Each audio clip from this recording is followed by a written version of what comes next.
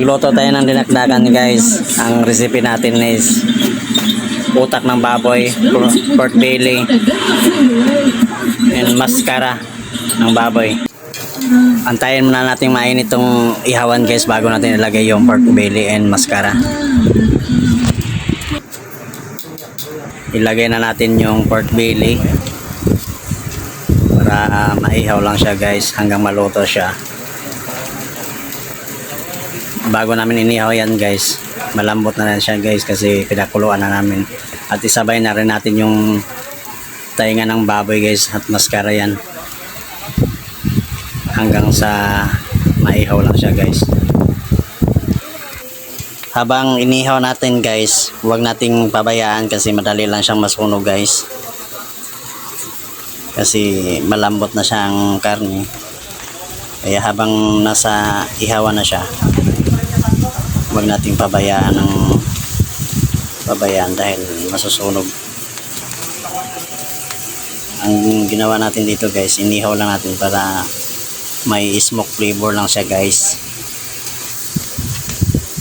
Habang inihaw nyo to guys, baliktad-baliktarin nyo lang guys para mapantay yung luto niya. Alam nyo ba guys, habang nag-ihaw ako nito, takam na ako guys. Sa isang tingin mo lang guys, sarap na sarap ka na guys.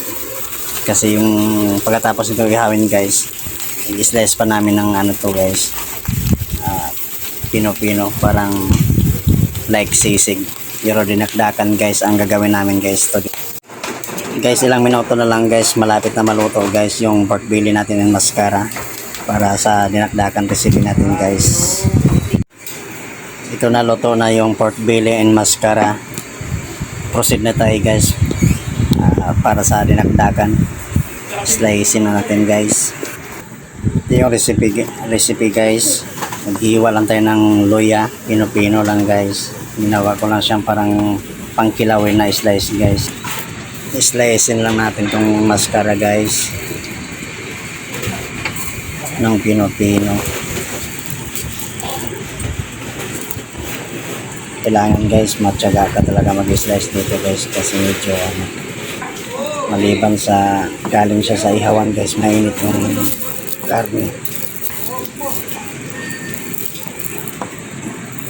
Tapos malutong na siya guys kasi inihaw mo na siya. Ipakita ko na lang sa inyo kung paano hiwain guys. Sana mag-enjoy kayo guys sa aking gagawin.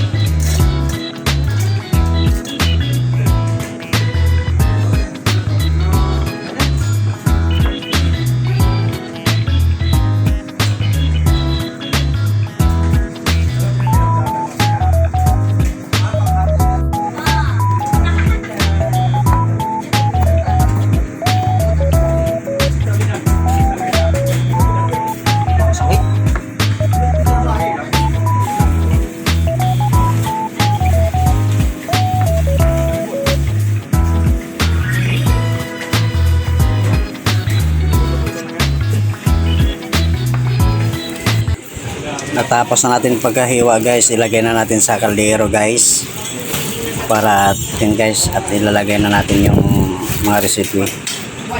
Ilalagay na natin yung sili haba na hiniwa namin ng pino-pino guys. Tapos ilagay na rin natin yung guys yung luya na pagsamasamahin lang natin guys. Ganun lang ka easy guys, ganun lang ka simple yung paggawa ng dinakdakan. Lagyan natin ng lemon guys, lemon juice yan guys. Tapos gumamit kami ng utak na baboy guys para pang palapot lang, at in-steam namin yan guys. Tapos nagdagdag kami ng suka or vinegar guys para may asin talaga siya. So make sure lang guys na mix mo yung ingredients lahat. Dito guys, ang ginagawa namin dito guys is tansyahan lang.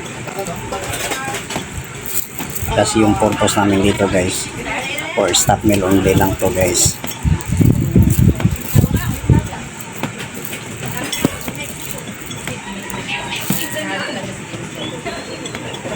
Habang ginagawa ko to guys, takam ako guys.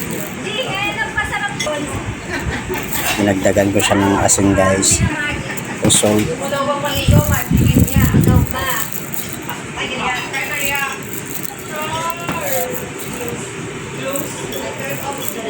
Tapos sinalo-halo.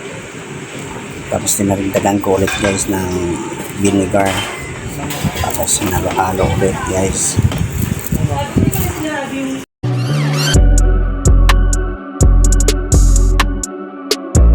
Tama yan eh. Kulang sasit. Sarap talaga ng luto ni Chef Sam. Panalo.